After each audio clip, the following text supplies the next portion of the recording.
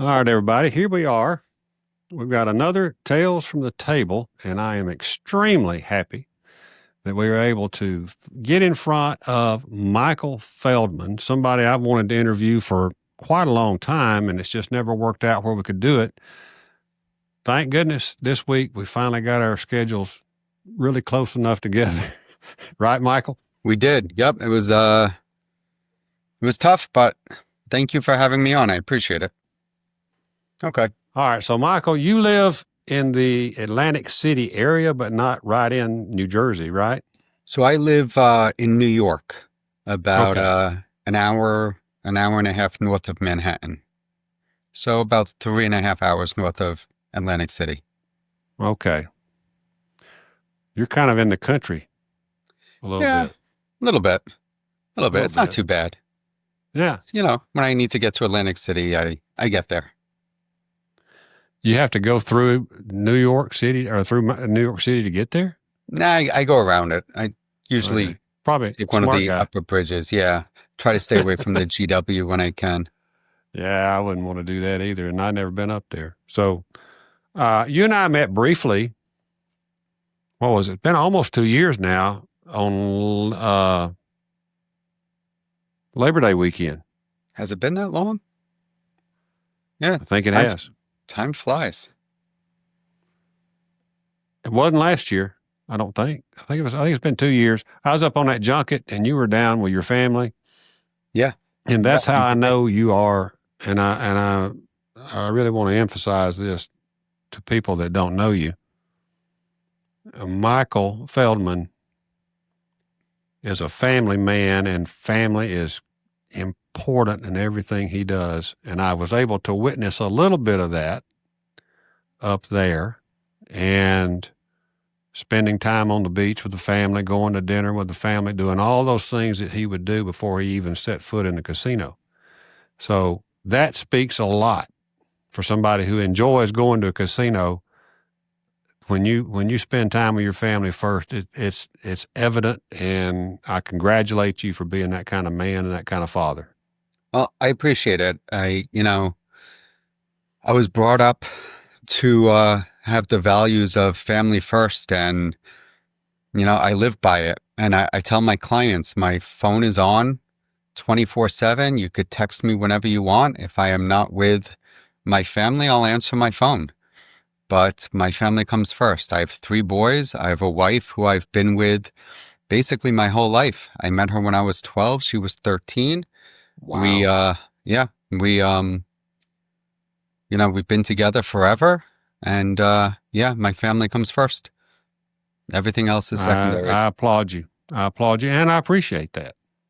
I appreciate that about you. I think that's part of the reason I just kind of wanted to get to know you. All right. So, have you always lived in the Northeast? I have. Yep. Born and raised in New York, actually, born in the Bronx. Wow. Moved up to Westchester County when I was 12, where I met my wife. It wasn't my wife back then, obviously. Mm-hmm. Um, and yeah, started out in a little town called Yorktown Heights, stayed there till college, went away, ended up coming back to Yorktown. Debbie and I ended up leaving Yorktown, bought our first place, had our first baby, ended up after our third baby moving back to Yorktown, because that's where my family was, that's where her family was. And then I guess we're up to about 8 years ago, moved a couple of towns down into Carmel, which is where we are now. But still, not too far from Yorktown, which is where our family is. Right. All right. So, obviously, this is a craps conversation, so we're going to go right on into it now, I guess. But Okay. uh, what? When did you start playing craps, and what got you involved in it? I'll tell you. I'll tell you. I'll tell you the night I started playing craps. So, as long as we're okay getting personal, Oh yeah. I think most people know, this about me. I had a drug issue when I was very young. I was in 8th grade. I got involved in some things that I shouldn't have gotten involved in. And I very quickly realized that I was going down a hole that I didn't want to go down. And I sought help. I went into rehab and got clean. I've been clean ever since. But a few That's a years very young later, age to get caught up in that, man. Wow. yeah, yeah, I was 15, 14, 15. Um, yeah, 35 years I've been clean. So it's funny because, it's very important to me. So every year on my anniversary, which is May 3rd, I post on Facebook, a Hmm. 34-year anniversary, 35. And a lot of people are like, wait a second, is that an incorrect number? And I'm like, no, it's not. It's, I got into trouble young. But yeah, so anyway, a few years later, I was at my cousin's bachelor party, which was in Atlantic City at the Tropicana, which back then I think it was called Trop World. And my mom and my aunt were both gamblers. So they had gotten a big suite for my cousin. And like beautiful, like a 4-bedroom suite with this big living room and dining room and kitchen. And I think like maybe 10 of us drove down. I was the youngest one. I think I was like 17 or 18, maybe. My cousins were all older. And I always looked older than I was. So even when I was 17 and 18, I had no problem getting into the casinos. Never got ID'd. And it was maybe midnight. And I walked into the suite and there were a lot of people in there doing a lot of things that I just did not want to be around. And I knew it was a bad place to be. So I turned around and walked out. And here I was, 17 or 18 years old in Atlantic City and no room to go to, couldn't go to sleep. So I went Right. downstairs and I'm walking around the casino and I hear a lot of yelling and cheering coming from a table. So I walked over to it and it was a craps table. First time I had ever played craps. So I bought in with $200, which was probably my bankroll for the weekend. Well, And that's a lot for that age. yeah, it really was. And one of my cousins came and got me and said, "Are you ready to go get breakfast?" And I said, "Breakfast? What are you talking about?" It's like, "It's 9 o'clock in the morning." I said, "What?" It's like, "Yeah, it's 9 o'clock. We're going to go get breakfast." I said, "I just started playing." And it was like midnight when I started playing and I was there all Wow. night. And I remember there was a little old woman standing next to me, and she kind of like taught me the game as much as she knew how to play the game. And in the course of one night, I learned how to play the game or the basics of it anyway. And that was it. Hook, line, and sinker. It was all over from there. That's the So, story of how I got involved. that's a lot of time at the table. And I was guilty of that on my first trip. Was that a successful night, profitable night? I mean, $200 buy-in, you're playing for 8 hours. If I remember correctly, I definitely won. I think I probably doubled my money, which back then I was That was thrilled. I huge. mean, yeah. That was Yeah, huge. I went to breakfast and like I was like the king. I like, won all this money. So yeah, it was a very good night. So yeah, So from there, you were hooked, I guess, I was basically. hooked. I was hooked. And then, it wasn't, oops, sorry. It wasn't that much longer after that. I was in Mohegan Sun with my sister and she was a blackjack player. I was a craps player Right. and I was. It couldn't have been much later because I think I was a freshman in college and I wanted a pool table. Debbie and I had gotten into playing pool and I wanted to buy my own pool table. And I was in Mohegan Sun. Same thing. My bankroll was probably $200, $300, whatever.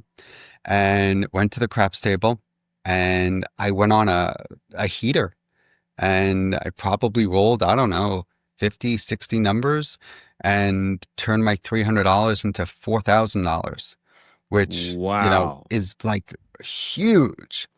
And my sister and I drove home that night and called up Debbie, and she's like, "What are you going to do with all this money?" I'm like, I know exactly what I'm going to do with it. I'm going to go buy a pool table. And the next morning, I found a place that sold billiard tables, and I bought a pool table. So that was my I first would have really, said, I'm going to buy a craps table. you know what? I think my mom would have killed me. It's But probably, yeah. that was Yeah. my first real experience with a big win. And it was That's exciting. a huge win. That's a It was huge win. enormous. It was I mean, the pool table only cost me, I think, like $1,800. And Yeah. I had quite a nice chunk left over. Yeah. Wow.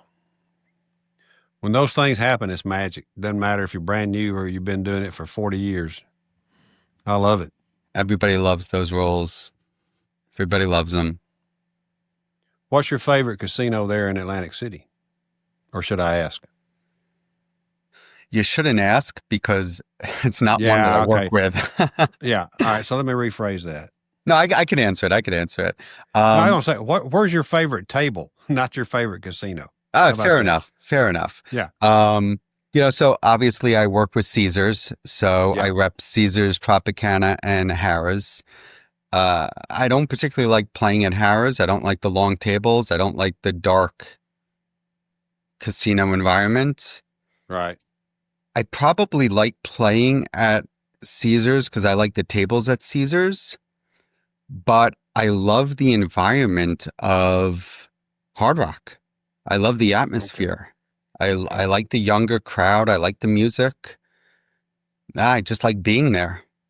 And they have Crapless, which everybody knows I am just a My sucker favorite. for. I love it. It's my favorite. Yeah, As long as I'm hitting numbers. of course. There's a lot of money out there if you're not hitting the right numbers. Of course. But you just got to know when it's not your moment and walk away. I guess that's what I do or try to do. You need self-control. Absolutely. Down here in the South, man, Crapless is probably 50% of the tables. Right. Right. So Atlantic City only got it, a year and a half ago, maybe. Started over at the Borgata. They were the only ones with it for quite some time. And then Hard Rock picked one up. I think not Revel, I guess Ocean now, picked one up. And I think Resorts picked one up. And that's it. Okay. Yeah. If I go to Tunica, which hardly anybody ever goes there anymore. I mean, it's not nowhere near what it was back in its heyday. But you can go to Tunica and you can go to Horseshoe, or you can go to the Gold Strike next door. They both got 8 tables, and 4 of them in each place is Crapless. Right. And down in Biloxi, every casino's got, or just about the major casinos, have all just about got a Crapless table, if not more. I mean, Beau Rivage, which is MGM property, they've got 2 or 3 now, and Hard Rock, where I go all the time, they've got 1. Harrah's has 1. The IP has 1. So everybody's got them, and usually they're open. And Well, get a lot of likes play. They get a lot of play. It's very popular in the South. Everybody likes to play Crapless, and I'll tell you why. Because everybody likes the idea of that big win. And you could have big wins on Crapless. I mean, you could have big wins on any craps table, but you could have those big wins. If you have a big roll on a Crapless table, you're going to win a lot of money. My biggest roll came on a Crapless table, and I won a lot of money. I think I remember seeing some pictures on that. Now that you mentioned that, was that you might have had something on Facebook about it, or maybe Don Wood did. I don't know, but maybe it was a long time ago. Was it a long? Okay, then I'm confused. It was probably 4 years ago, 4 or 5 years ago. Yeah, I think it was right after before COVID. Right before. I think it was right before COVID. Okay. Yeah. I could look it up. It's an enjoyable game. It is. I mean, it's different. You've got to be able to play it differently, and you got to play it carefully until you get in the right spot, and then you can just go to town with it. But there's a lot of numbers. You're gonna have a lot of money on the table, and you're not gonna get it all back sometimes. You need But to have the ability to not have the fear to put the money out there. that's correct. And you need to be smart enough to play on the right tables. And playing a crapless table that has 1, 2, 3, 4, 5 time odds is not a smart table. And for Right. anybody who does not know what that means, it's when you have a pass line bet and you're going to back it up with odds, the 2 and 12 will allow 1 time behind your pass line. 3 and Yep. 11 will allow 2 time, and then 3 time on the 4 and 10, 4 time on the 5 and 9, 5 time on the 6 and 8. That is not Right. a good game to play. The games I like to play, we go to Kansas City. We play on a crapless table, and it's 100 time odds straight across the board. And that's a good Right. game. That's a great game. Yeah. That's a great game. It's a great game because we play on a 12-foot table. Mhm. It's a hard surface. And in Kansas City in particular, they have very, very good, it's just a good game. They have, they pay for our airfare. They put us up in suites. They take us to the Chiefs games. The game itself, it's just a good game. The I all need to go on tall, one of those one of these days. you need to come. Absolutely. The all tall small still pays the 35 and 175. Oh, wow. Yeah, you don't find that too often. And the best part about it is your free play. They're very good with free play. They give it out like it's candy. But Atlantic City, you have a free play coupon. Uh-huh. If you win the bet, they pay the bet and they take the coupon. I hate that. I Yep. hate that. Yep. In Vegas, it's better because you win the bet, they pay the bet, and you keep the coupon. It's a play That's till you what it should be. lose. It is, absolutely. Now listen to this. In Kansas City, if you win the coupon, you win the bet, they pay the bet, and then they replace the coupon with chips. So if it's a $50 voucher, Yeah. they pay the $50 and then they replace the coupon with another $50. So that voucher actually turns into cash. You can't beat that. You can't beat that. I never even heard of that. We were there I'm ready last to go right weekend. now. Yeah, I we were don't have there. any free play. We were there last weekend. We turned to our rep, and they give us a private gaming room. So we're not even Nice. on a table on the main floor. Sometimes we are, but they have a private gaming room. We call it the PGR. It's big enough to hold 1 craps table. They have TVs. We put on whatever we want. We have our own music. They have a refrigerator back there. They fill it with whatever we want. They put snacks in there.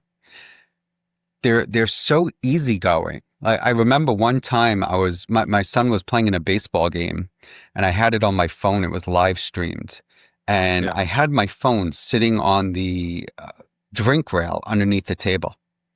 And the pit boss, so it's the 3 dealers, and they have a box man sitting there. Yeah. He said to me, "Michael, what are you watching? What are you doing with your phone?" I said, my son's playing in a baseball game, and I really kind of wanted to watch it. He said, why are you watching it under the table? I said, well, because I didn't think I was allowed to use my phone. He's like, this isn't out in general population. We're in the PGR. Put your phone up on the rail so we could all watch the game. And I propped my phone up on the chip rail, and we all watched the game for, the next hour. It's just, Wow. they treat us so well there. Very much. What I wanted to say was last weekend we were there, and we were having a great time. And Don Wood was there with us. And Yeah. Don turned to our rep and said, listen, do us a favor. Give us a promotion this trip where We take our reward credits, give us 1-to-1 and turn it into free play for $1,000. And I never in a million years thought that she was going to say yes. She said, let me just run it by my supervisor, but I don't think it's going to be a problem. She comes back an hour later and says, up to $1,000, every one of you, no problem. That's amazing. Like Caesars never does that. It's always No, 2-to-1, never. 1-to-2. Yeah. Wow. So yeah, so $1,000 free play for $1,000 in reward credits. Yeah, it's great. I got some reward credits. So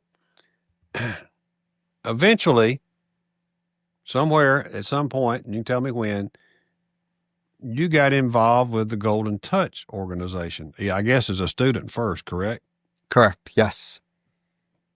So I guess we're looking, what are we, 2025? So this was probably 2012, maybe? Yeah, so Okay. probably about 13 years ago. I took a class out in Vegas, and oh, it was interesting. They called it the primer class, which is the first of the 3 classes. And I then came back for the refresher class, and I was with my uncle, and my uncle got very sick, and we didn't make it to the second day of the refresher class. So we ended up flying home, and Bob called me, Bob Convertito, which was Dom's partner. A couple of days later, he said, what the hell happened? Why didn't you come to the second day of class? Did we offend you? And I explained to him, no, my uncle got sick. We had to fly home. He's like, okay, well, we'd like to invite you back to the class, take it again. You don't have to pay for it. I said, that's very, very kind of you. Thank you. And I actually waited for them to come to Atlantic City, and I did it in Atlantic City. Right. And after a couple of hours of the refresher class, which is the second class, Mm-hmm. Bob comes up to me and says, I got to be honest, I don't think you need to take a refresher class. I think you should be bumped right up to the advanced, which is the 3rd class.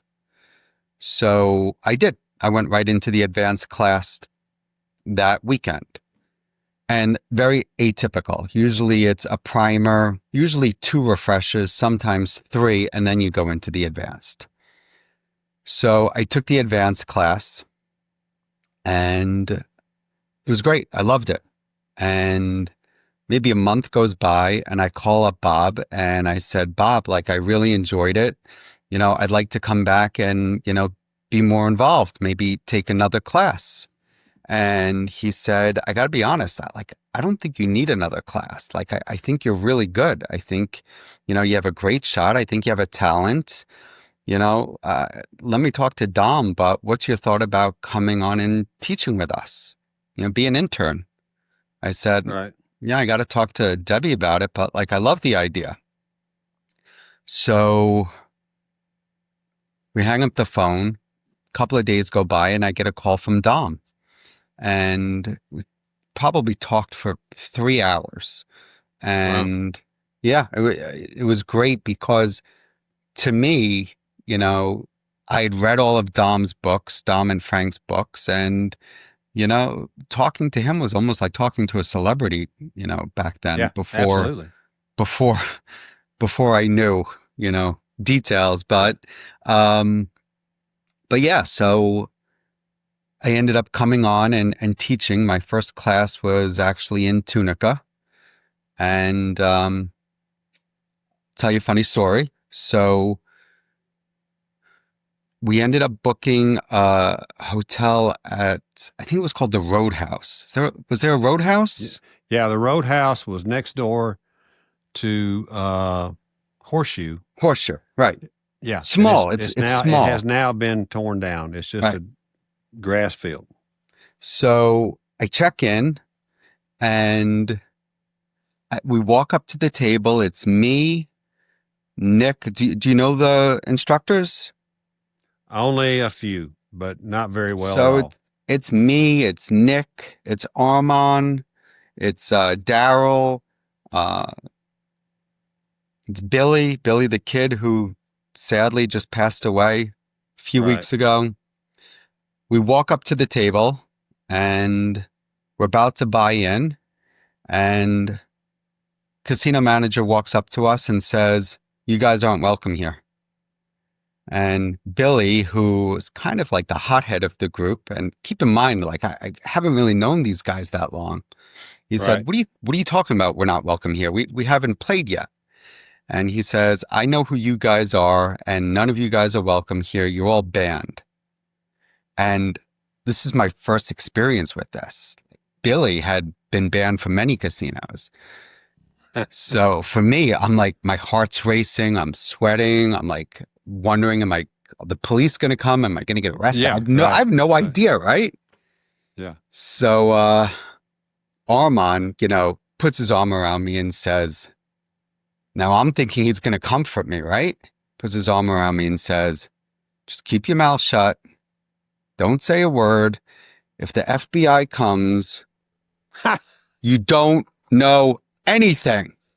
I'm like, oh shit. Now the sweat's coming down Oh yeah. He was pulling your chain good, wasn't he? completely.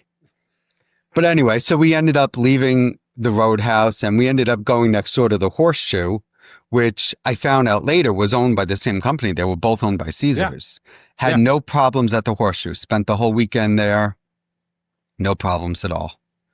But that was my first Horseshoe was experience. my Yeah. home casino for a long time. I used to go there before I'd go anywhere else. Okay. Yeah. I just always enjoyed the great tables, and the crew is good for the most part. The stick people are always fast. I mean, they got the fastest stick people I've ever seen as far as getting the dice back. And as they run down, they are remodeling. They've done a lot of remodeling on the casino floor. They're remodeling all the rooms soon, starting. It needs it. It needs it. Yeah. A lot of these casinos need some remodeling, but I so guess yeah. it's hard for them to shut some rooms down long enough to do it, because a lot of them again, Tunica's not what it was 25 years ago. Nowhere near. I mean, I think it was more of a destination place than Atlantic City back then. Yeah, I could see that. I mean, every casino was hopping.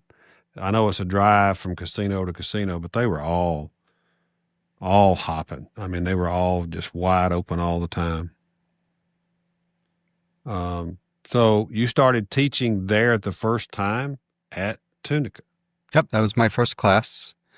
And Now, where did y'all teach at? Did y'all teach at a hotel or where? so in Mississippi, they had been outlawed, I guess you could say, from teaching in the state of Mississippi. Oh, so So you went up to Memphis then. we went up to Memphis, Tennessee, Yeah. which was, I Yeah. guess, I don't know, about a 45-minute drive. Right. So yeah, we taught our classes in Memphis. Dom had rented out a room, whatever. But we always stayed in Tunica. Right. So You're gonna stay where you can play and go teach up in Memphis. I get it. yeah, yeah. All the other venues were always in the city that we played in.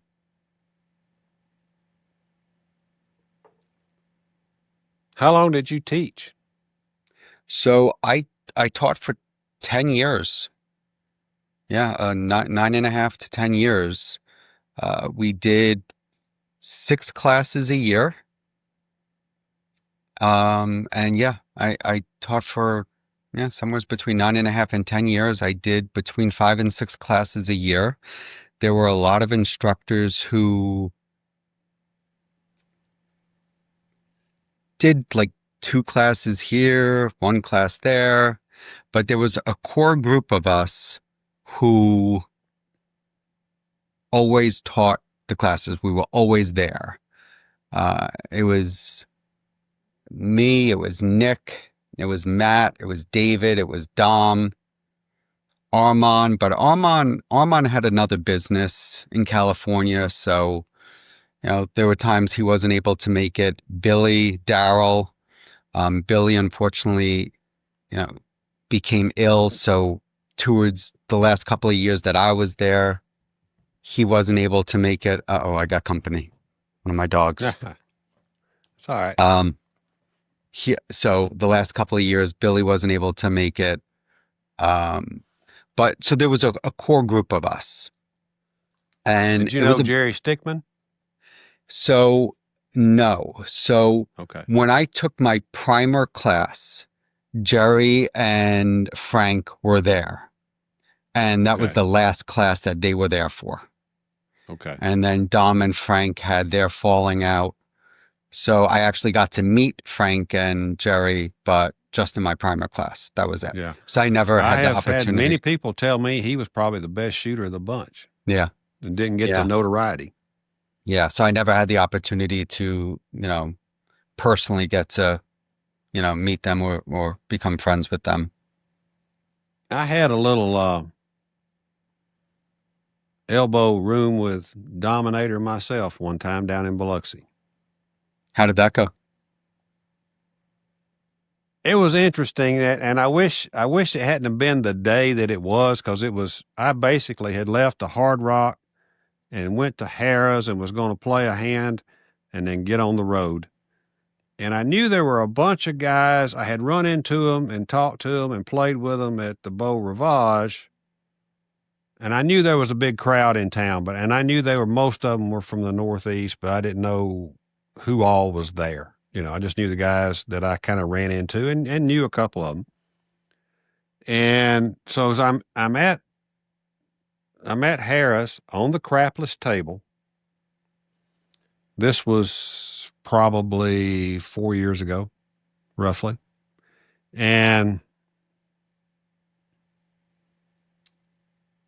I've got the dice are coming to me, and this little guy with a baseball cap and round dark glasses. Probably Buying in. smoking a cigarette. Can't remember.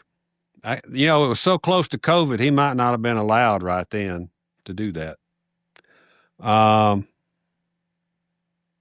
Dealers immediately, he threw his card out. Dealers immediately knew who he was and gave him, blah, blah, blah. And I kind of looked at him and it's like, that looks like Dom, but I didn't ask him. I just kind of acted like he was just some guy buying in, Hey, how you doing? You doing all right? Where are you from? He had that accent, he's got that unique voice. As soon as he started talking, I knew exactly who it was.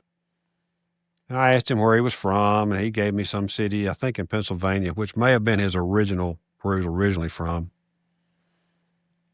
And I threw 5 12s in that hand. Awesome.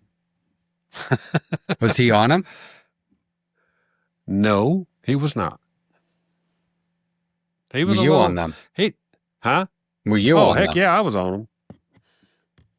Yeah, I hit the ATS and 5 12s. As soon as I 7'd out, I just looked and said, color coming in. I got to get on the road. He said, hey, that was a nice hand. That was a nice hand you just threw. I said, thank you. Appreciate you. Good luck. He didn't know me from Adam. Nobody would anyway. No reason for him to know who I am. But I knew exactly who he was. And he was very cordial and all that at the table. He played. He didn't know. He's like anybody else. You don't know the shooter. You don't know what's going on. You're just kind of feeling it out. He made bets, but I did okay. Well, he's a come better. He's strictly a come better. Yeah. So, and this Crapless table is hard to be a come better on. Yes, it is. Unless you're just throwing inside numbers. And his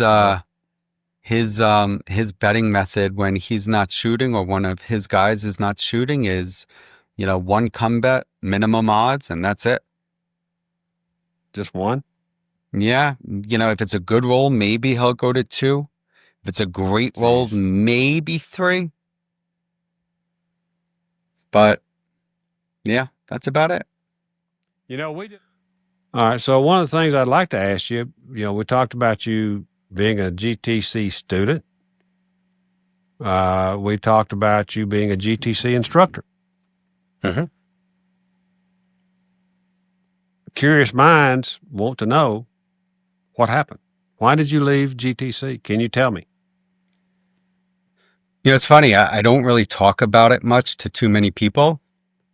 Well, you're talking to Uh, the world, so be careful. yeah, I got to watch what I say, huh?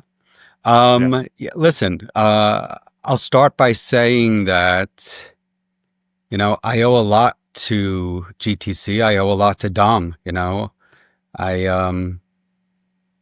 yeah, I got a lot from GTC. Those 10 years, were very special to me, Uh, Hmm. I had a good relationship with a lot of those guys and, I got a lot from it.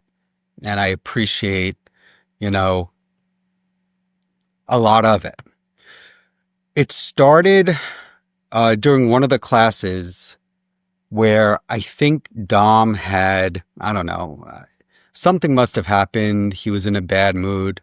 Um, I don't know, argument with his wife, argument with somebody, I don't know. Dom and I were very close. I think Dom and I were probably closer than most people at GTC.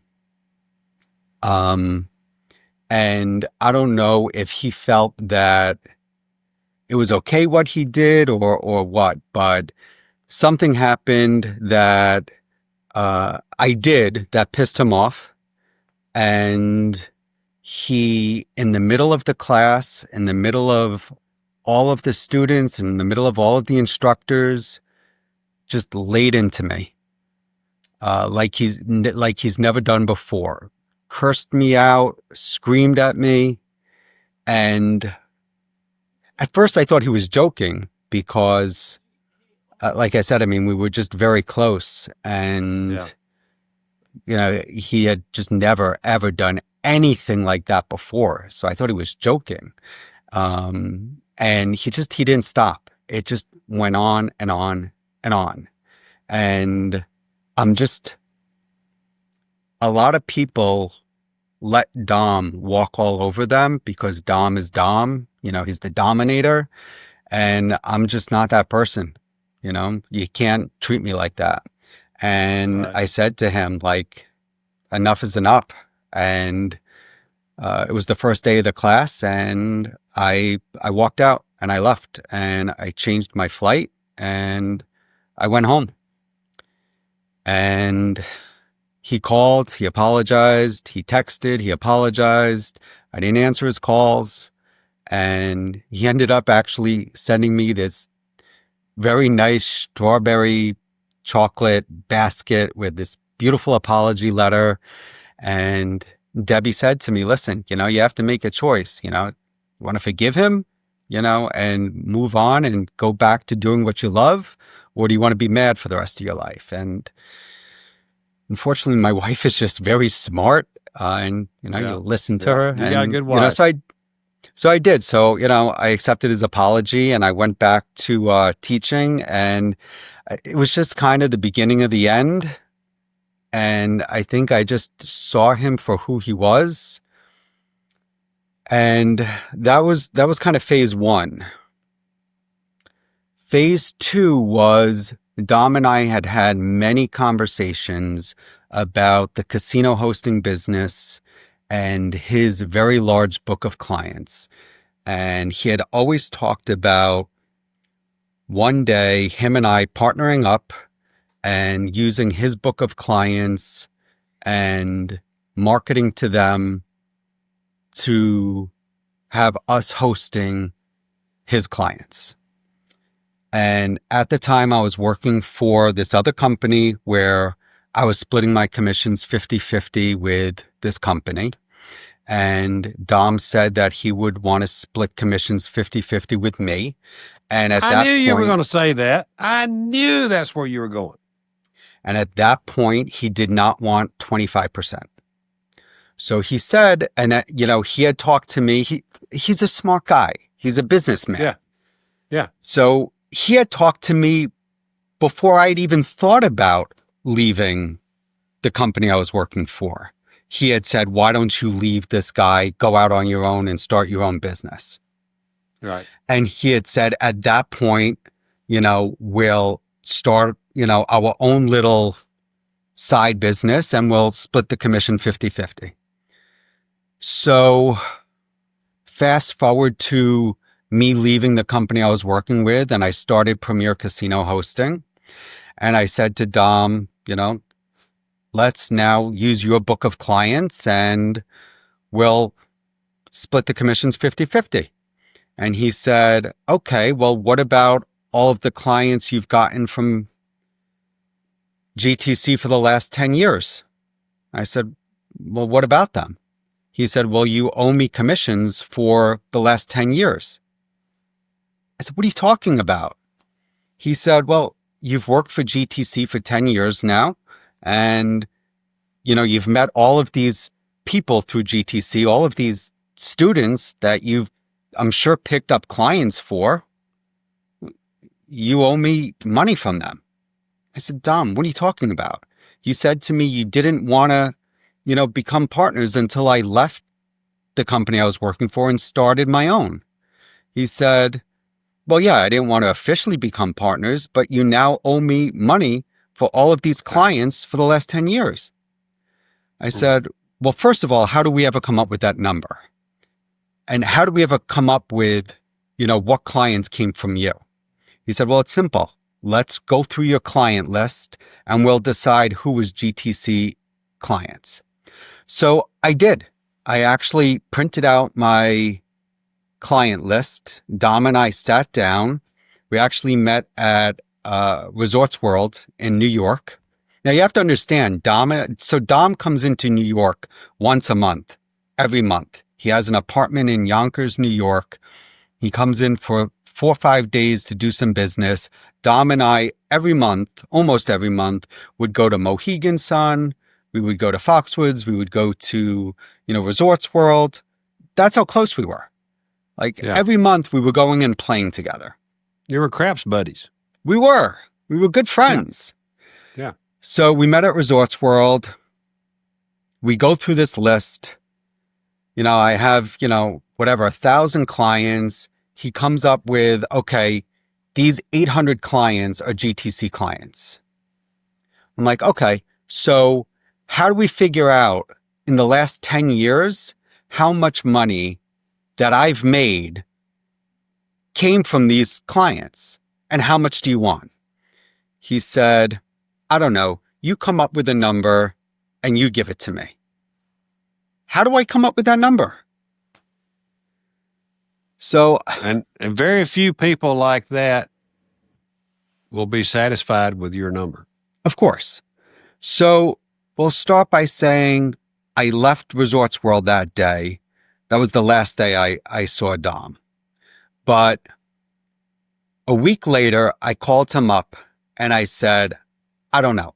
I can't come up with a number. This is how much money I've made in the last 7 years working for this company. Right. You tell me how much you think is fair, and I'll tell you if I'm okay with that. And he throws a ridiculous number at me, like 75% of what I made. Now, Wow. Keep in mind, I had expenses, right? All of the trips Sure. I did, I had to pay for airfare. I had to pay for food. Okay, hotels were comped, but, you leave your car at, LaGuardia Airport, it costs $200 for the week. Right. Right. I didn't make the number that he wanted 75% of. Right. So I said, that's ridiculous. So what does Dom do? Dom starts telling people that I stole this money from him. Oh my God. He sends out an email to the entire list of instructors, which is probably, I don't know, 120 instructors. It's his He has entire that many? list. It's even instructors that don't really teach anymore. It's the entire list. And he explains to them that I stole this money from him. So, okay. One last thing. So I did an interview for, I think it was called DiceCon, which was in Vegas a few years ago. That would have been Color Up and Jeremy Yep. at DiceCon. Yep. Yeah. Yep. Yeah. And during the interview, he said to me, will you teach a 1 hour session on like the basics of dice control? And I said, sure, That's I'd love funny. to. That's funny because Jeremy doesn't even believe in it. Go ahead. I said, I'd love to. So we did it at Circa on one of their tables. Oh Derek my God. Stevens Wait, allowed couldn't you us. get a table that was real? Derek Stevens allowed Woo. us to do it on one of his tables. I called Dom and said, do you mind if I, teach like the Golden Touch basics? And he said, no, I don't mind. I said, do you mind if I hand out business cards? He said, no. In fact, he sent me 200 business cards. So he was on board with it. So I teach this class. It was like an hour and a half long. There was, I don't know, maybe 75 people. I promote GTC. I hand out GTC business cards to everybody. I said I was a Golden Touch instructor. I absolutely said that. And I offered everybody a 20% discount on all Golden Touch classes with Dom's approval. And that was the end of it. Couple of months later, I get a phone call from Dom and his 3 partners, Armand, Billy, and Daryl. And it was the nastiest phone call I've ever received, saying that I had no right to say that I was a GTC instructor, being that I was no longer a GTC instructor, and that if I ever used the term I was a GTC instructor again, they were going to serve me with a cease and desist order, and that they were going to sue me. And yeah, that was basically it. Wow. So that was basically the end of GTC. That was the reason why I ended up leaving. So when I said I don't blame you. yeah, so when I said I was no longer a GTC instructor, it was then that I was no longer a GTC instructor. So yeah, so you take what happened at the class with him blowing up at me, and then him wanting all of this money for 10 years of back hosting business that never really was. And then, me using the fact that I was a GTC instructor when Dom was mad at me because I told him I wasn't going to give him this, $100,000+. It just all came to an end. And that's sad, but I'm going to be honest with you. I am not surprised because similar things have happened to me over the last several years. And there's just, I don't know, is it greed? Do you think it's just greed that gets into this system that I don't know if you want to say system we're in, but in this community where you're kind of at some level up here somewhere, and all of a sudden this greed factor just kind of comes in, because I've seen it, and that's the best thing I can attribute it to. I don't know, Ed. I mean, so I own a flooring business here in New York, and the flooring business is also a small circle. Like, I know all of the flooring businesses in my area, and I'm very good friends. In fact, one of the flooring stores not too far from me, we share inventory. I have a big warehouse. He has a decent amount of inventory. I store his inventory in my warehouse. He pays me $1,000 a month. And, I have 50 rolls of his sitting in my warehouse. And in Yeah. exchange, if one of my customers sees something, that they like and he has it in stock, I buy it from him at cost. Hmm. It's a win-win situation. And I want him to succeed. He wants me to succeed. And honestly, we're probably competitors. But Oh, yeah. but you want what's best for your friends, right? You want your Yeah. friends to succeed. And I don't think Dom ever wanted me to succeed. And I don't know why that was. Like, as a casino host, Well, he and Howard had the problems too. So whatever they were. well, him and Howard had a problem. Him and Frank had a problem. Him and Patterson had a problem. Him and, Steve had a problem. Who didn't he have a problem with? Right. And from what I hear, Golden Touch is not the same as it was 3 years ago. I hear from so many people that Golden Touch is just not what it was 3 years ago. And that's a shame that it's not. It is a shame because when I was there, it was a fun weekend. Like, we Yeah. used to go several days early before the class because our core group of guys, we just had a blast. We would drive from the hotel to the venue where we were teaching, and we would spend 45 minutes in the car, like just telling jokes and laughing and telling Yeah. stories. Yeah. And, you know, uh, it was just fun. It was just fun. I loved it so much. It was such a great 10 years of my life that unfortunately just ended. Yeah.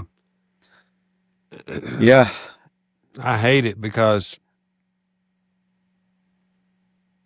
couple reasons. Number one, it's a fun game and it's not a huge community in regards if you look at other if you stay just in the gambling world and you look at other venues or other outlets that are out there for people, I mean, the slot world is blown up on YouTube. There's a couple of characters that have blown up crazy on YouTube with craps. And some of them are legitimately fun to watch, and some of them are just horseshit. And I hate it when that happens. But greed. I think it ultimately is, comes from greed or jealousy, one of the two, which are very similar emotions. Um, I've seen it with people I know. I've seen it with people I worked with in the past, still friends with, but not like we once were. Um, it just happens, and I'm very thankful that I've gotten to work with Heavy, and I'm thankful I got to do a little work with Howard, and I'm extremely ecstatic to be working with Bo. Because let's face it, the world is not those folks, those legends. And I'm going to put quotes around all that, but those are all legendary people, and they're aging. Yeah. And if we're not careful, it's going to be nothing but a bunch of YouTube yahoos trying to teach people how to lose money instead of win money. Yeah. Listen, I'm friends with Heavy also. He's a great guy. I Yeah. like him. I like him as well. But I'll tell you this, like, you losing your son, me losing my sister, life is short. It's, Yep. you never know what's going to happen. You know, you can't take life so seriously. You got to have fun. You You got to do. have You really fun. do. You have to enjoy life. You have to, you have to appreciate what you have. You can't take it for granted, and you just have to appreciate what you have. That's why family to me is so important. I have Yeah. three healthy kids. They're smart, smarter than me. All three of them are athletic, thank God. I have an amazing wife. My mom unfortunately is sick, but she's hanging in. and I spent last week with my dad in the hospital for 2 days, 3 days while he was, he was sick. He's home now, recovering. In fact, he's good. not sick now. He's just trying to regain his strength from all the issues he had. But he had his 80. He got out of the hospital last Friday on his 87th birthday. Amazing. So, I'm thankful that I've still got them, and hey, they love to go to the casino. In fact, he and Mom at 87 were driving from a casino going home last Monday when he told Mom, he says, I'm going to pull into that hospital right up there. I got to go to the ER. Something's wrong with me. So, Listen, they enjoy going. They play slots, but they enjoy going and having a good time and, getting away from home and the farm or whatever. So, it's an unusual community, and I've met friends that'll be friends of mine till the day I die or they do first. So, I appreciate so many people. And like when I do that Brownwater Bash thing that I have down in Biloxi, where it's just a meetup, there's no promises, there's no real event, to be honest with you, other than I say, Hard Rock says, hey, we'll give you our VIP lounge for 2 hours and you can do whatever you want. Just, make sure our servers are taken care of. And they host us and treat us like kings and queens down there. And there's nothing that we're doing other than everybody just shows up to go play craps. We had 75 people show up in Biloxi. That's awesome. Yeah. I know there are bigger events out there. DiceCon's bigger. There's other ones that are bigger, but there's none bigger in Biloxi. And so we've had good, this was our third one and it's been good. I've told everybody we're not going to do one next year, but I've got a plan. It'll be different if there is one. So, a little bit different. I'm trying to work. I'm working with a good friend of mine. We're looking at properties down there. We're going to try to open up a place to have classes down there. Smart. Because it's just not, there's just not enough left anymore. And people need to get some legitimate advice before everybody's gone. I'm 65 years old. Who's next? Who's after me? Right. So, you've got to find some people that are going to keep going with it. I'm lucky that I've got this great partner in Casino Tiers who lives in Las Vegas, right above the Strip, next door to the Aria. And that's where we do our event. And we've sold out 2, and the one we've got in October will be sold out. We got like 2 slots left for Sunday, and that's it. Saturday What's sold the dates? We're doing this very first weekend of October, whatever that is. So it's be like October 3rd, 4th, 5th, something like that. It's an all-inclusive. You pay one price, and we do a big meet and greet cocktail party on the 31st floor right above the Strip. Everything's included. They show up on Saturday morning for the class. Breakfast is waiting on them. We do 4 hours. Then we go downstairs next to the Aria. We've got a private room down there. We do dining down there at a very nice restaurant. All that's included. We pick up the tab for the lunch. Then we go back upstairs. We finish out the day. We take a break for a couple of hours, and we go meet up at a casino and go play with the class. And then we rinse and repeat, as they say, on Sunday. And that's with me and Bo and 10 Ton. We don't let 10 Ton teach. He's not qualified yet. He's the stick man. But Okay. we have a good time. But we don't see. Here's the thing: is we limit it to the best number is 7 people, so they get a lot of attention. We can go to 8, but we try not to. We try to keep it at 7 people per day. Okay. And so it's different because I've been to all these other classes and events, and you're there for hours and hours and hours, and you're getting your 30 minutes now and 30 minutes later and 30 minutes some other time, all that kind of stuff. This isn't like that, so it's different. We've tried to make it different, and Bo and I work really good together. That's great. So I know what I was going to ask you. So, all right, you knew Scobletti, Mhm. I met him love once. him, or Yeah, know him. I don't know how well you knew him, yeah, I but only I met him asked once. everybody who knew Scobletti the same question. Do you think the captain was real? No, Thank you. You're the first one to ever say no. And I've never felt like the captain was a real person. no. Do you want to Nope. expand? Um, it's funny. Dom and I had this conversation many times. I think there was a person. Um, I don't think he was the captain. I think he was just a guy who I don't so, you have to understand Frank was a writer. Mm-hmm. So, what he wrote in his books was him writing. He was very good at what he did. Okay? He wrote good stories. Yep. So, the the part in his book about the captain, rolling, I think it was like 104 numbers or 110 numbers, didn't happen. The part about the golden arm, you know, rolling back to back to back 70s, it didn't happen. Those were all just to sell books.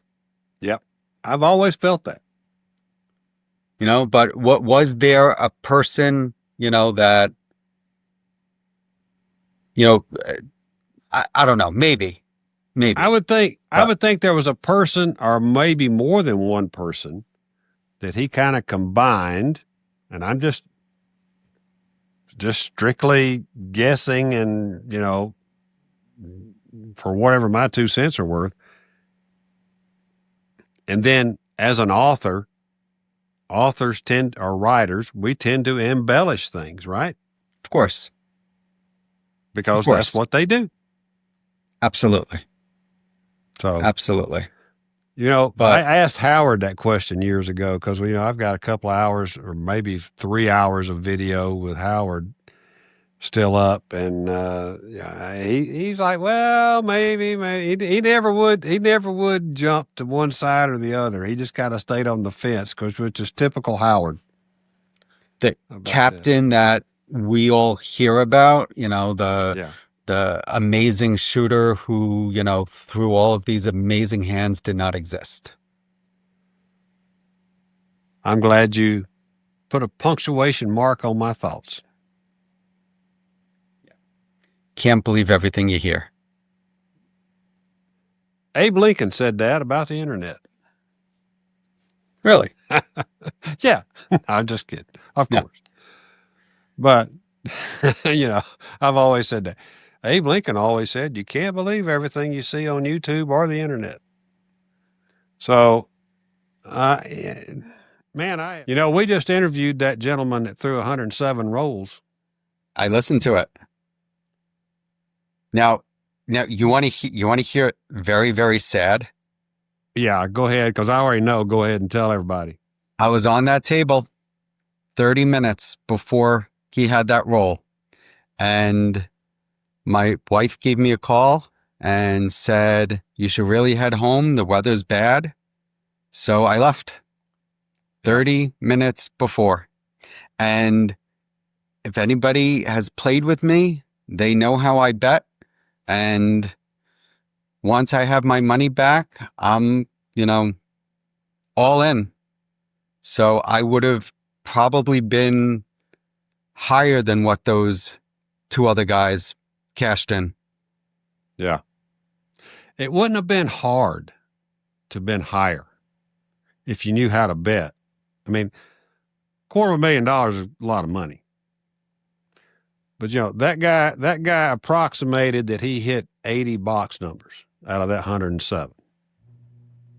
Dude, that's a lot of box numbers. Yes, it is. And he said, now he did say there may have been a 0.5 here or there, but he placed the 5 for $25 at one point during that long hand, went to 35, and then went to 50, and it was sitting at 50. Never hit it again. So he was hitting a lot of numbers. The other numbers he was hitting hard. I mean, hitting them, just blistering those numbers. And I just, I thought it through. I said, what I would have done, which eventually I think is what those guys did. If I get 2 or 3 paydays at House Max, I'd probably thrown $1,000 come bet out there and start going max odds if they wouldn't let me do let me do a place bet. Well, why not put it? Put it for a put bet. If they wouldn't let me do a put bet, and I don't know whether they would allow it or not, so I was just assuming, okay, if they wouldn't let me do a put bet, I'd have done come bets and max odds. Yeah, Caesars allows put bets. Okay, all right. So that would have been the easy thing to do right then. Go ahead and just do a put bet. Absolutely. Oh my God. I'll be like you. I will have just colored up and walked away from the table, and somebody will do 120 rolls next time or something, so that'd be my luck. It's funny. My big roll, which happened in New Orleans on a Crapless table, guy next to me bought in for $100, had, it was a $15 table, did $66 inside, and probably on roll 50 to 60, I turned to him and said, please, for the love of God, go to $20 on the 5. Go to $24 on the 6, please. Yeah. And I think he bumped it up. And then 5 rolls later, went up another unit and bought in for $100. I think he cashed out like $600. Killed me. People don't know. I can, this guy said there was somebody that was just saying betting all the time on him. All the time, Same thing with Patricia DeMorno. Her 154 rolls. I think the table loss was less than $500,000. That's insane. I'd win $1 million on that table. Oh yeah.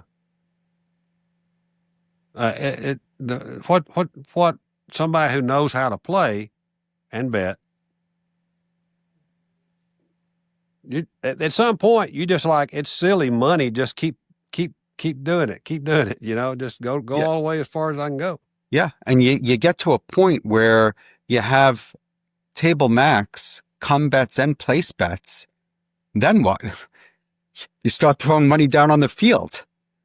Yeah. Just you start throwing horns. There's a lot of numbers there. I mean, you got to do something. I mean, I guess, will they let you do, I've never thought about it. They'll let you do put bets, place bets, and a come bet? I don't think so. I think a put bet is a come bet. Yeah, I mean, technically it is. Yeah. So you'd have a place bet and a put bet, which is a come. Well, you think about it, man. You could have had, what's the house max at Harris? 5,000? 5,000. At Borgata, though, I think it was 10,000. I wouldn't swear to it, but he was at Harris, right? Yeah, he was at Harris. All right, so we got $5,000. So we got a $5,000 4, 6, 8, 9, and 10. And then what would they let you put it for after that? So let me tell you this.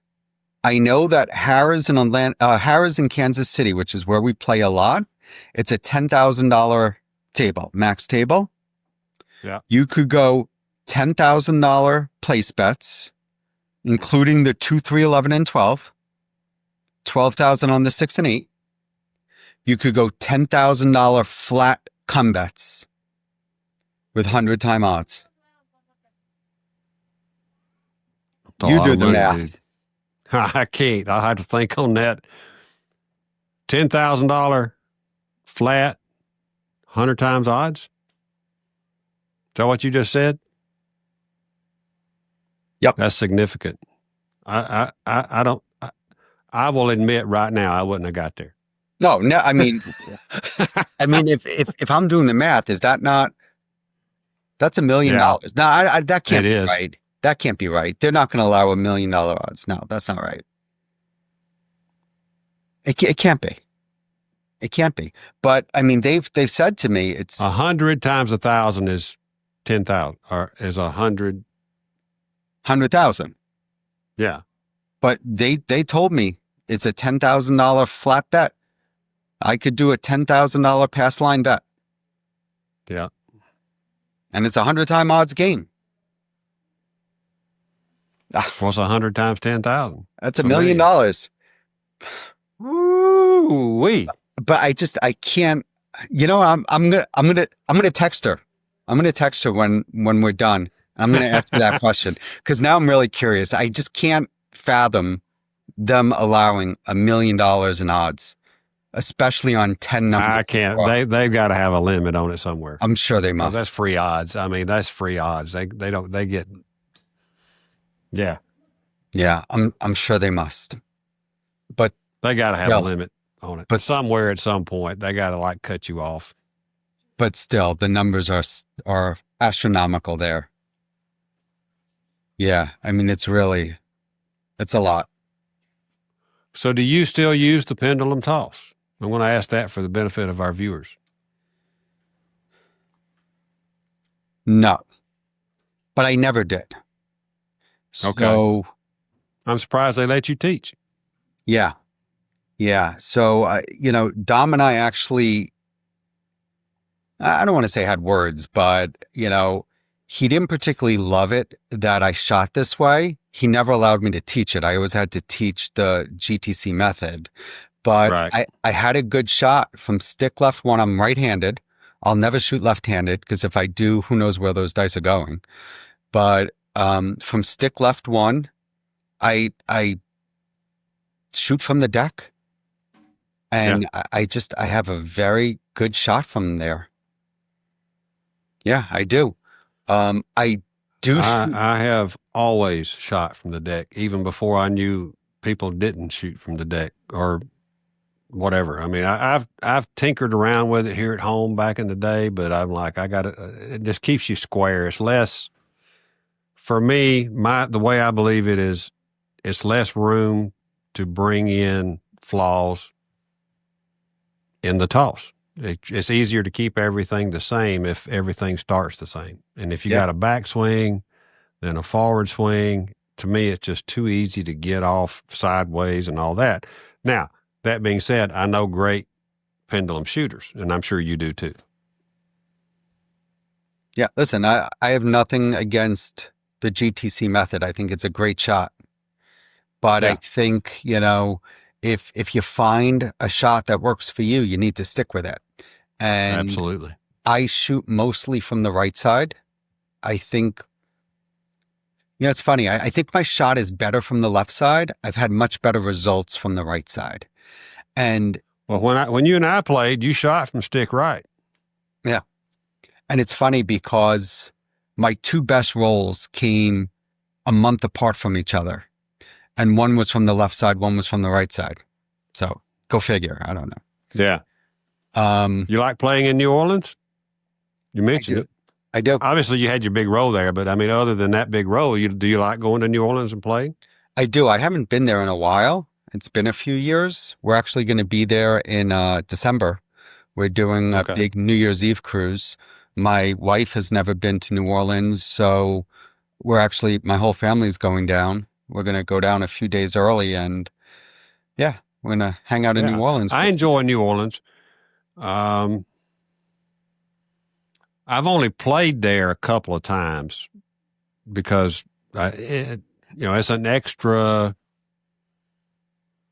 It's only an extra hour. I have driven to Biloxi, spent the night, and then going to spend 2 or 3 nights in New Orleans, and then going home, because New Orleans is only an hour and a half from Biloxi. So I think, but they've got some of it's a little bit bouncy for me back when last time I was there. It's been a couple 3 years, but I made really good money on those tables. And maybe I was lucky. Some of it was timing. I caught a local on the Crapless table, and I watched him set the dice, and I watched his throw, and I went, he's shooting for horns. And I just knew immediately. I've seen it in Tunica too much from those guys out of Memphis. I said, this guy is shooting for horns. And I jumped on him. He hit the ATS. I mean, I made a lot of money off that guy.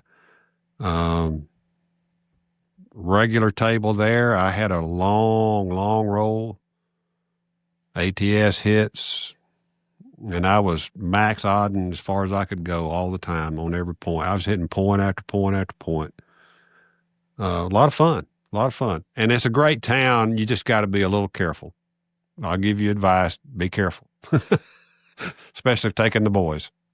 Nice. I'll tell But you a very, yeah, very quick, funny story. We did a cruise out of Seattle to Alaska, me and the family, and we went to a Mariners game. And we walked from the hotel. We were in downtown Seattle, and somebody said you could walk to the stadium. So we did. But they said, walking home, don't do it. They said, take the train because at night, it's not a great neighborhood. So we went right, to walk to the train station. Now, listen, I grew up in the Bronx. My right, first 12 years, yeah. I went to public school, I grew up in the Bronx. Listen, I'm not a tough guy, but, I grew up, You know what it is, yeah. So we somehow got lost going to the train station and we couldn't find the train. So I'm like, all right, that's fine. Let's just walk back to the hotel. It's only a mile and a half. We walked through this neighborhood, Ed, like so much worse than the Bronx, like you can't believe.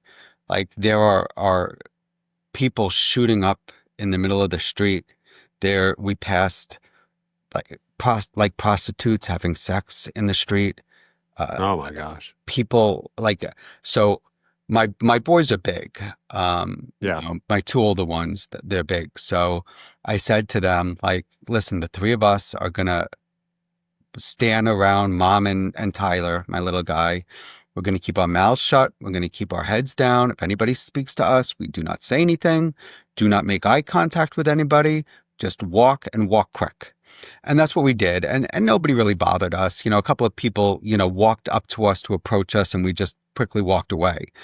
But it was scary. And it was the first time my boys had an experience of, what a bad neighborhood is really like. right. But yeah, it was interesting. Yeah, my wife and I, we walked around in New Orleans the last time we were there. Obviously, there's Bourbon Street, big crowds and all that. But you get 2 or 3 blocks over there, you need to be looking around. If you get 2 or 3 blocks off of Bourbon Street, now there's a great restaurant. If I can find the name of it, I'll let you know. It's right off of Bourbon Street, maybe. I mean, you can walk out and turn right and you're on Bourbon Street, but you can't see it from the main drag of Bourbon Street. That's some of the best food I've ever ate. God, Definitely. it Let was me let good. me know the name. I'll try to see if I can find it or get it from the wife. That stuff was good. And we just happened onto it. We were looking for a place to eat, some kind of local place type of thing. And because we had gotten a couple of blocks off and we were trying to work our way back in, we run into it. Oh, there's Bourbon Street. Let's look at this place. And we looked at the menu. We just walked in. It was great. Yeah, those are It was usually the good. best ones. Yeah. It was fantastic. And there was a long line when we came out because we got there early. So I was glad we were there. Do you ever play in Biloxi at all? So I kind of have this thing where I don't like to play where I don't rep because listen, I get paid commission on my own play. So, and we're Yeah. not licensed in Mississippi yet. We had a little issue with our application and Yeah. it just hasn't been approved yet. So I haven't gone down to Mississippi since we started Premier Casino hosting, Yeah. but I actually do want to get down there. I ran into Don Wood and Eric there. That's been 2 or 3 years. And it might have been when y'all were trying to figure out if y'all were going to get in. I don't know, but they were down there. Um, Obviously, they were staying at Harrah's, but I ran into them. I saw that. I saw on Facebook they were there. I let them know I was in town. They came up to the Hard Rock. We played just a very short period of time together. Enjoyed it. Enjoyed it. What about Black Hawk? Anything there? So I Don know Don lives Don lives there, in but Colorado, yeah, so that's his home base. I haven't been there yet. It's tough, you know. I mean, my kids are still young. yeah, My oldest yeah, just, finished his freshman year of college. My my other two are still, in school. So, it's tough. I do these group trips relatively frequently, I mean, once a month, once every 6 weeks. I'm away yeah, for 8, 9 days. It leaves a lot for my wife. So, yeah.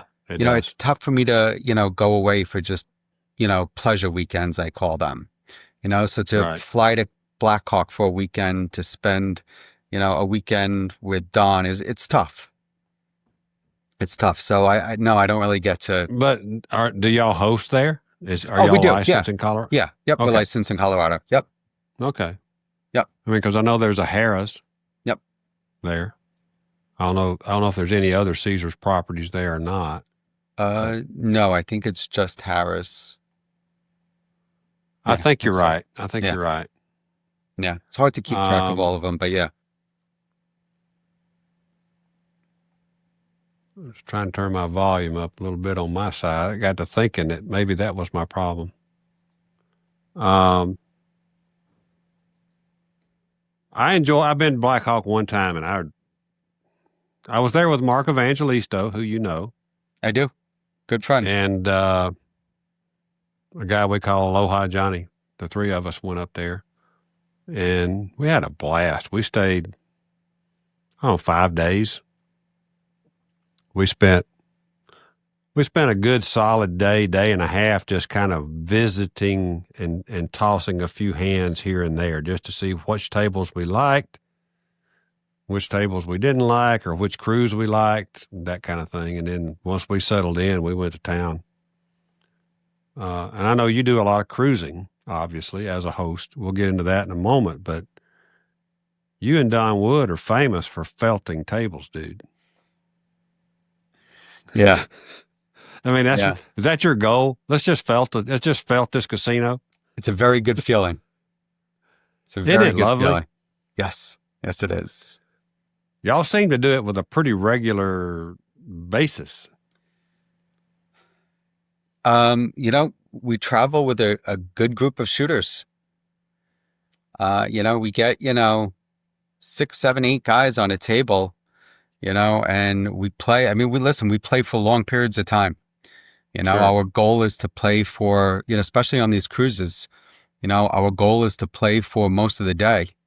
And, you're playing for 8, 9, 10 hours with 8, 9, 10 good shooters. You're going to get good rolls, Yes. and usually more than one or two in a day. So, Right. if you play smart and you could control yourself, and you know how to take advantage of a good roll, then you're going to felt those tables.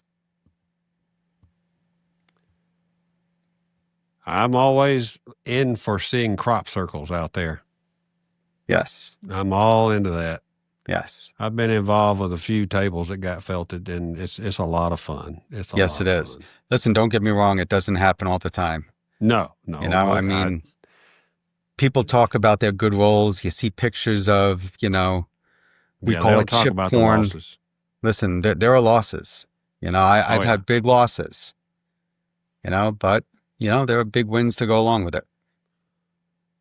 8 hours is a long time to spend on a table. We did it. We had a private table at the Hard Rock about a month ago, and we had a lot of chip fills. They gave us that table for 8 hours. Yeah, So it was nice. I think we did more damage to them last year than we did this year, but both of them were good. I mean, last year I led off. We had 12 people on the table, but we kind of organized the shooters. If you're out of position, don't shoot. We're just going to let these guys shoot 3 times. Then we're going to make a decision, or they can make a decision. I'm not on. They're going to tap out. Somebody going to slide in, et cetera. Just kind of keep rotating right. through. I was never down. I never went negative on my rack That's from the great. first row, from the first hand on, and That's we played great. for several hours. I played even longer this time, which ended up helping. Normally that's a bad thing, but it ended up helping. We got a little more organized on lunch breaks, dinner breaks, and that kind of thing. Because 8 hours is a long time on a Yeah, it private is. table. Yeah, it is. But Got to be disciplined. oh yeah, you got to be able to do it when it's right. Because it's like, I remember the first long roll I had, and it was in Tunica. It was an hour and 20 minutes, something like that. And it was a pretty fast game. It was a fast game. Like I say, they keep it moving. And I'd bought in for $500 or $600 at the most, and it was a most likely it was a $10 table.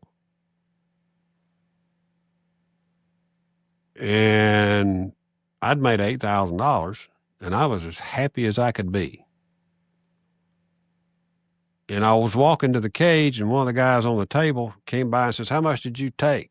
And I said, "I got $8,000." He went, "Somebody needs to teach you how to bet."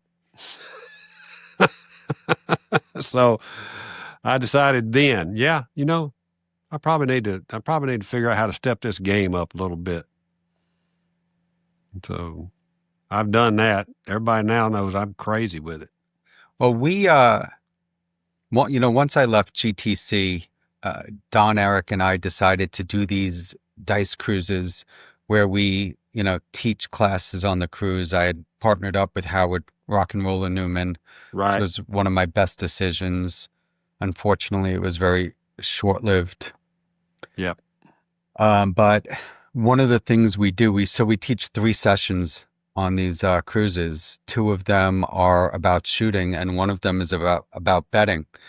Yep. And I think the betting part is probably the most important part. And I really appreciate Dom for teaching me this, because one of the things we did in Golden Touch was the last day we had a hands-on betting session where the students went around the table, everybody shot, and everybody got $300 or $500 in chips, and they bet. And it's important to teach people to bet properly, because you could have Right. the best roll in the world. Patricia DeMorno, shot 154 rolls, and, she only won $20,000, Yeah. whatever it wasn't enough. Right. Right. I mean, if you don't bet properly, you know, the game is worthless. So, it's important to us that we teach people to bet properly. Yeah.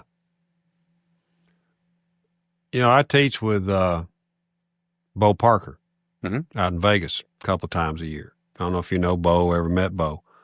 Met him once. He's an old GTC instructor himself. Yes, he is. And he and I teach a couple classes a year out there. And we call them events because it really is an event. It's more than a class. And we go over betting situationally, I guess. Different things he does, different things I do. And the nice thing about he and I is we don't always agree, but we don't disagree. We just have different ways of doing things. But that gives those people that are attending, and we keep it a real small class, give them plenty of things to learn and to take home with them. And then we go play with them. We actually go play with them. So, I'm glad y'all are doing those. I know Howard. I got a chance to teach with Howard once down in Biloxi when he and Heavy were doing a class. I came in as an assistant coach and worked with Howard during the day. That was fantastic, and got to go play with him. Funny story about Howard is we were at the Hard Rock, and it kind of got crowded. We were done. We felt like the hands were over with. You know, we felt like we had done all we could do. And it was like, let's go to Harris. I mean, I made a beeline to my car, got in, drove down there, you know, the half a mile to Harris, go in, park, pull in, and Howard's got the dice already. And I can't buy in. Well, Howard, how long you been here? Oh, I've been here 2 or 3 tosses. I watched him throw 5 or 6 11s, and I'm still standing there just holding my money waiting to buy in. I'm like, would you hit the freaking point, please, so I can buy in? You know. Damn craps etiquette. Yeah, hit the point, please. But I waited. I did not buy in during his roll. And there's about 4 of us standing there. Just, you know, we got our Ben Franklins in our hand and our player's card, and we're ready to go, but we can't get in. Yeah. So, yep, a lot of fun. He was a great guy. Howard was a great guy. Great guy. I pulled the biggest joke on Howard one time.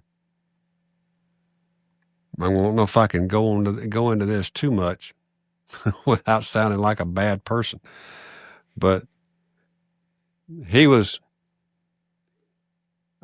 sitting with Aloha Johnny, who they were good friends. They've known each other for years and lived in the same complex in Vegas, or both had condos in the same place. And me and Aloha Johnny and his wife, we're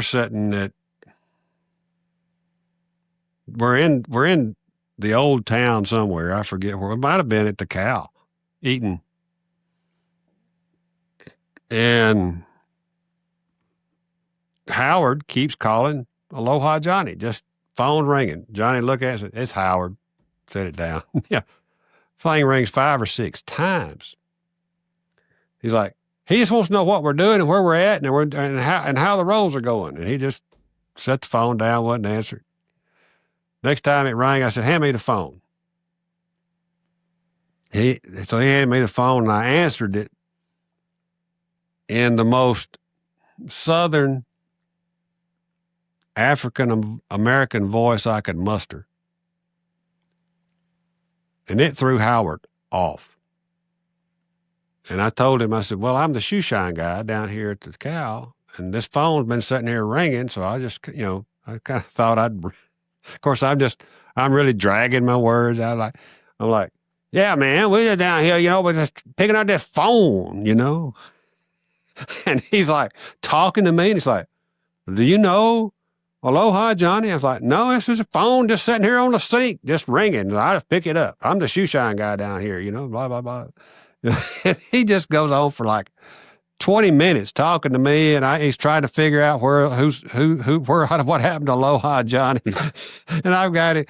They're sitting there crying at the dinner table because I'm just keeping him going and going and going. And finally, I just said, here, John, take the phone. Because I was just about to lose it. I couldn't do it anymore. It was funny. Oh, it's too funny. I mean, he's such a nice guy. And he was so gullible at that moment. He was very gullible, but he was such a nice person. He was just like trying to figure out, well, where's my friend? What happened to my friend? Where is he at? Yeah. So it was funny. It was one of those things you just do out of the spur of the moment, Yeah, good guy. So, all right. So let's talk about your business. And how did you get in this business? Because, I mean, how long have you been in it? Been in this business for about 11 years.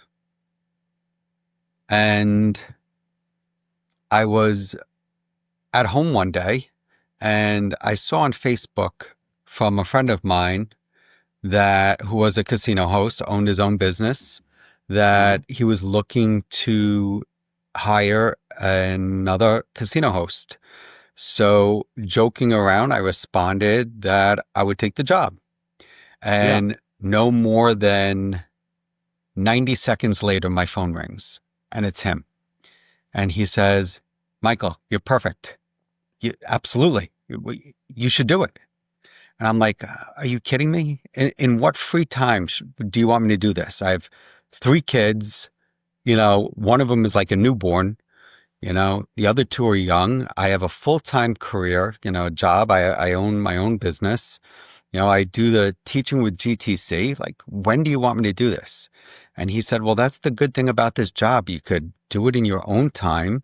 You could do it from a laptop. You could do it from your cell phone. I'll help you, and you could earn some extra money.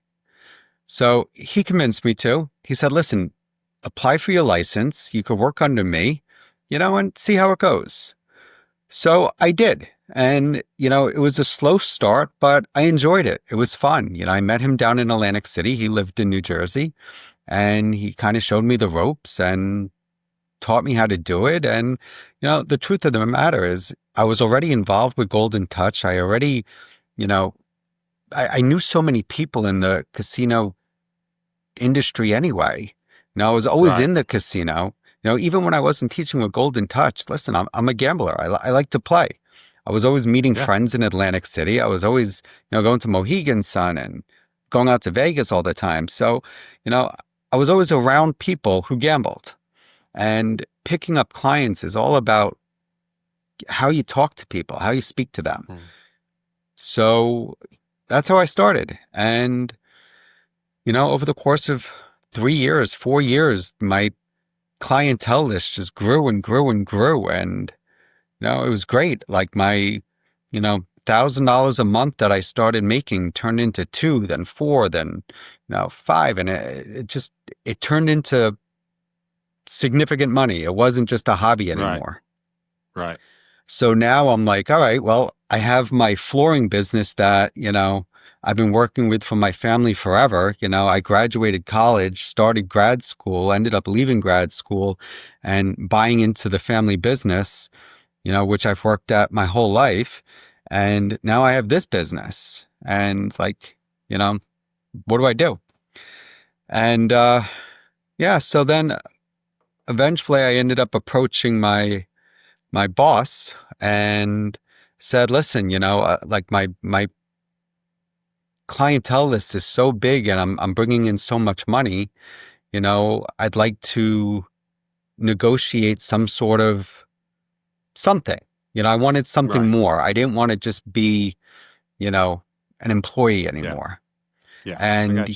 he really didn't want to have anything to do with it. He didn't want to hear anything about it.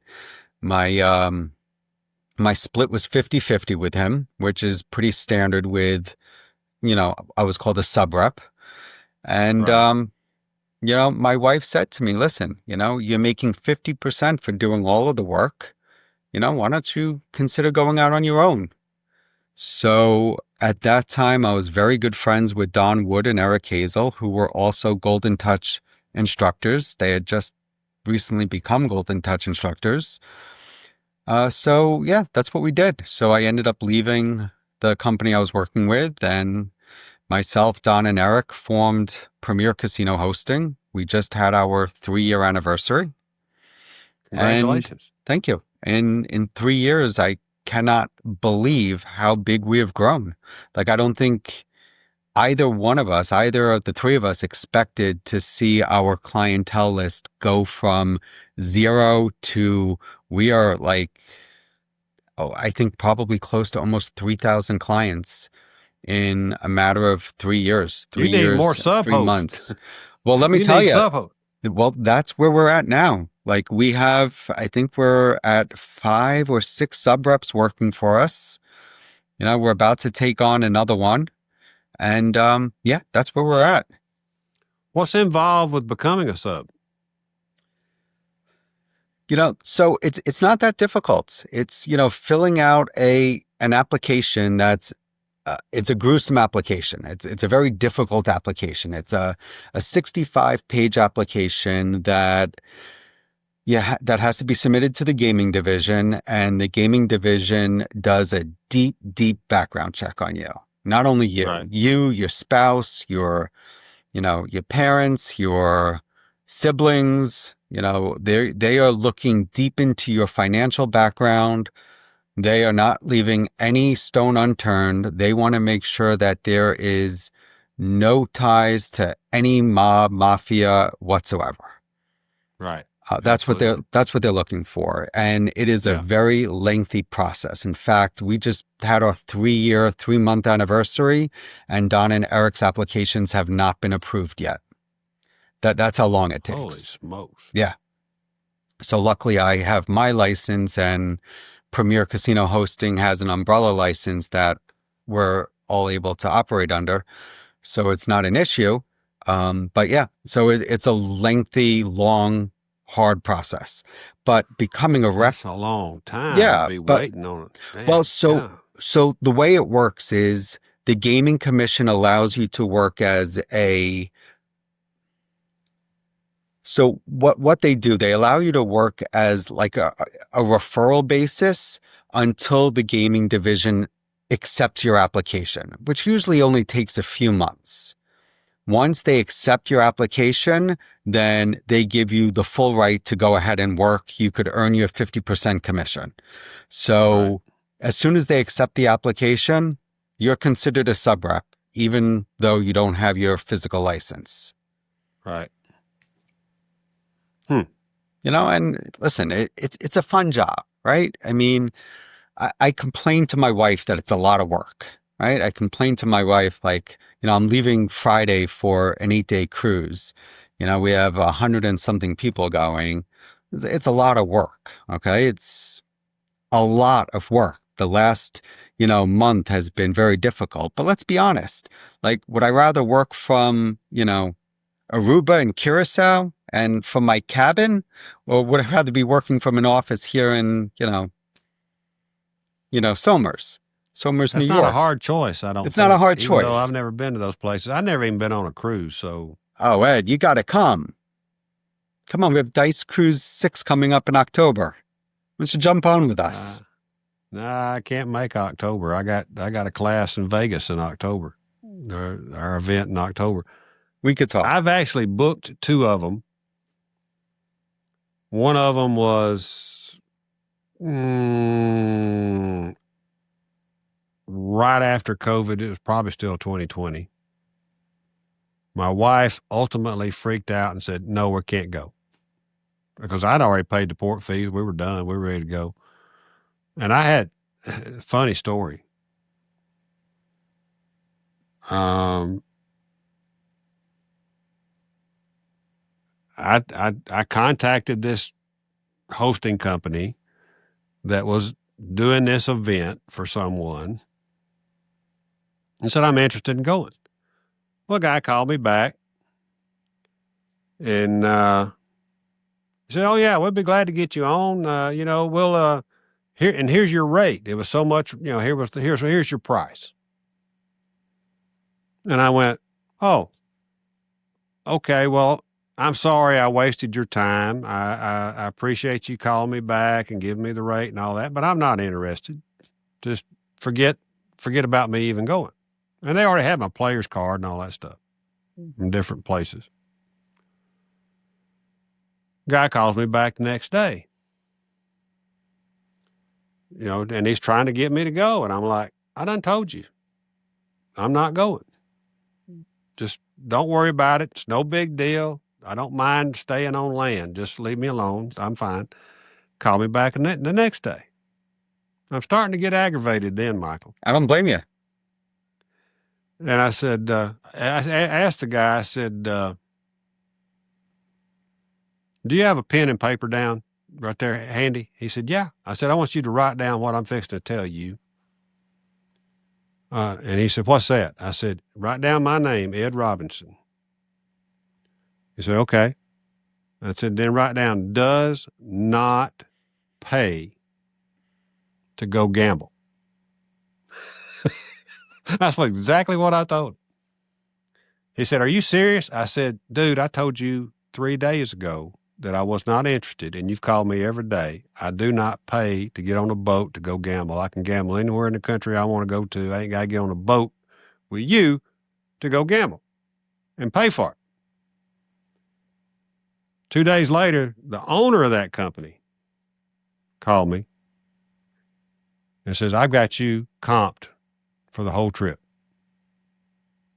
Good. Do you want the trip? I said, yeah, I'll book the trip. I gave him my credit card. We paid for it.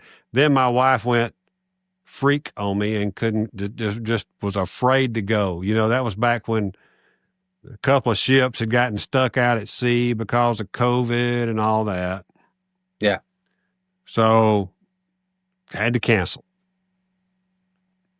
After all that, I had to cancel. And then I tried to book, I booked one time with another place. And again, she freaked out and then we didn't go. So I don't know if I ever get on a cruise. Oh, listen, But there's nothing wrong with a guy's trip. I mean, yeah, a lot of our yeah, cruises, is, mostly, just the husbands, just the guys. yeah. My biggest problem being in Birmingham is that getting anywhere where there's a port costs me a fortune just to fly there. Like if I want to go to Port Canaveral, it's not cheap. Flights are stupidly expensive out of Birmingham for some reason. I mean, I got to go to Atlanta. I could drive to Atlanta, then I got to park the car for a week or whatever to get a cheap flight. And by then I could have just paid for the flight. When you pay for what you do for your car, so it's just not easy. It's not easy. Yeah. What about flights to Miami? Same thing. Terrible. Yep. They're Really? terrible. Yes. That sucks. I hadn't looked lately. I'll be honest. I looked a year ago. I got to fly to Atlanta, and then I got to fly from Atlanta to Miami, and that's basically Delta generally. So, Birmingham just doesn't have a lot of direct flights. They got one direct flight comes out of Birmingham a day, goes to Vegas, and they got one flight a day that comes from Vegas into Birmingham, and everything else has got to route you around the world. So when I go to Vegas, I get on that nonstop flight and go. But that's a 4-hour flight. Yeah. But all the others, it costs a lot. It's ridiculous. Yeah. I mean, The costs of flights are just crazy now. yeah, well, right after COVID, they were cheap because nobody was flying. But now, they seem to have come down a little bit from where they were maybe a couple of years ago, but they're high out of this town. It's expensive to fly out of here to go Yeah. anywhere. Yep. How do people get in touch? How do they find you? I know you're on Facebook. Yeah. So Facebook's probably our easiest way. There's our website, premiercasinohosting.com. It's actually down right now. Don is working on trying to get it up. There was some problem with, I don't know, a certificate, but it should be up and running shortly. But yeah, I mean, Facebook, our numbers are out there. The three of us, our cell phones, email addresses are always out there. Could always message us on Messenger. I'm pretty open with my cell phone number. You could always text me. Texting is the easiest way to contact me. So yeah, I mean, it's pretty easy to get in touch with us. I know y'all booked one for me in the past, and we're working on one right now. So I appreciate that. Of course, absolutely. I actually don't know why it's taking so long to get this reservation back for you. I don't know why. I apologize. But should I be concerned? No. Nope. Caesars is just a little bit behind the last day or two. Apparently they are, because I mean, I felt like they gave me a heck of a good offer, and I've explained to you why I need that particular room. So yeah, I'll actually check right now. But yeah, no, they've been slow the last day or two. They must, be down an agent or two. I have 3 reservations back in the last hour and a half, but yours is not one of them. Sorry. Okay. But maybe mine will show up soon. Yeah, I'm assuming it'll be in tomorrow. Yeah. Um, so like I say, we know some of the same people. We probably know a lot of the A lot same of the same people, people, yeah. actually. Um, It's a small circle. Obviously, Mark Evan. Yeah, this community's unique. This type of community is real unique. Mark Evangelisto, of course. Clay Hall Hmm. and that bunch. Jeff. I don't know if you know Jeff or not, but I got to play in Biloxi with Kay and her husband. I can't. Kay, I'm losing. Rob, Kay and Rob. Yeah, Kay and Rob. Yeah. Yep. Very good friends of mine. Great people. Definitely Golden Touch people. Yep. Yep. And I enjoyed playing with them a lot down there. We didn't do all that great, but I enjoyed getting to know them. And we've crossed paths and missed each other by a day or two. It's like when I went to Atlantic City, they had already been there and they were like leaving right as I got in. And then I've missed them in Vegas a couple of times, barely. But one of these days I'll hook back up with them. They're great people. They live in Delaware. Yes. Yeah. Yeah. Good people. Very, very good people. In fact, I want to interview her. Wouldn't that be a great idea? Yeah, absolutely. There's Um, not that many female shooters out there, especially female no, good shooters out there. And she's one right. of them. I definitely love to see her. I think she's right there in the top 5 Yeah. for sure. I guess Carrie is a good shooter. I don't know Carrie. I know who she is. I haven't ever met her. Do you know Carrie I Cody? do. I do. Yeah, I actually just spoke I've to her never. She's a few days ago. she's a GT. Yeah, Yeah. I never met her in person. I just know who she is off Facebook.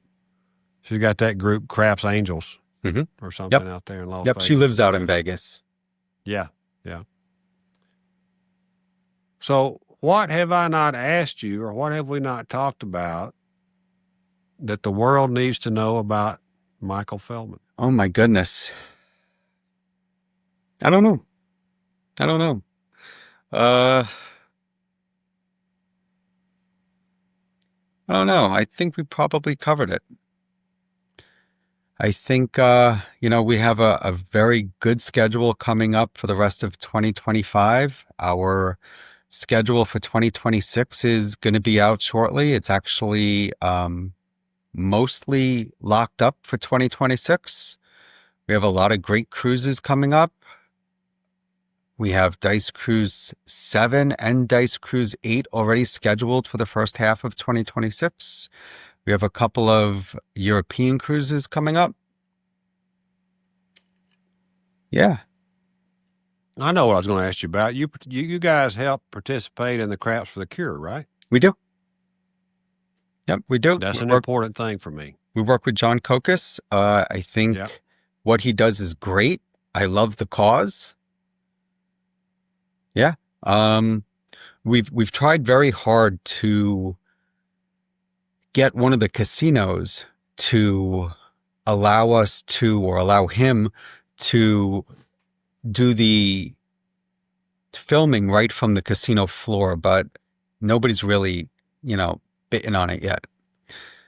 But yeah, we're hopeful that one of these days they will allow it, and I think if they do, I think it'll take Craps for a Cure to the next level. Oh, definitely would. Going from It Casino definitely would. Quest to the actual casino floor, Yeah. and going live stream right from there, where you're open to thousands of people. I think will just be next level. Yeah. But we're not quite there yet. But yeah, it's a great cause, Well, and we're happy to be a part of it. I know the reason it's important to me is, I told you last year, we lost one of our sons last year who was a veteran. And last year, when they put that on, they raised enough money to get another dog and have the naming rights. And they honored us by getting the dog named after. They haven't the dog's been born, but it hasn't been selected yet. but it'll be named after our son. That's So, amazing. That's an honor. so it is. It is. It's one of those things. It's just real. It's,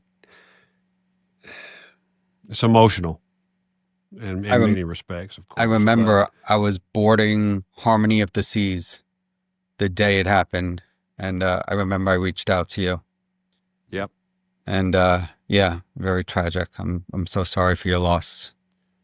Yeah. Well, we're still working through it a year and some odd months later, right? So, and we probably always will be.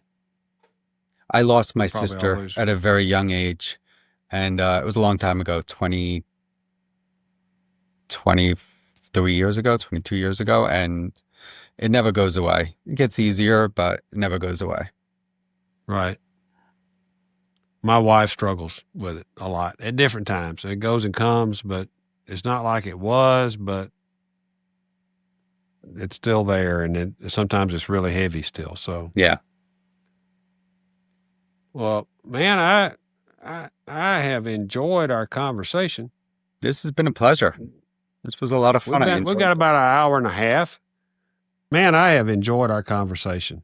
I've done a lot of interviews. This was probably the most relaxed, enjoyable interview I think I've ever done. Really, Yeah, because it wasn't. It was just, yeah, it was just a conversation. It wasn't, that's all it is. yeah, yeah. It was very nice. I That's my appreciate this. style. Thank you. I'm just I, I'm